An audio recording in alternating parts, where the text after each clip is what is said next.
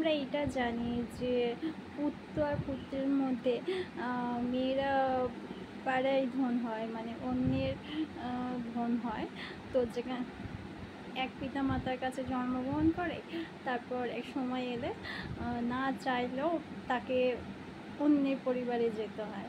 কিন্তু ছেলেদের ক্ষেত্রে আবার উন্নতি হয়ে যায়। ছেলেদের ক্ষেত্রে কি ঘটে, যখন তার ছেলের বিয়েও হয় তখন মা বাবারা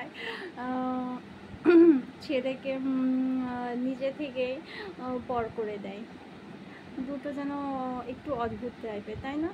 মানে এক মেয়ের বাবা না চাইতেও তার মেয়েকে একটা বয়সের পরে বিয়ে দিতে হয়, আর ছেলের মা বাবা কেমনটি বোকা যেন, তাদের ছেলে তাদের সঙ্গে থাকা সত্ত্বেও বিয়ের পরে যখন তার স্ত্রীকে প্রাধান্য দেয়, একটু ভালোবাসে, তখন পিতামাতা নিজে নিজে মনে মনে চিন্তা করে নেয় যে আমার ছেলে বড় হয়ে গেছে, তো নিজে নিজে তাকে ভেবে ভেবেই পর করে দেয়।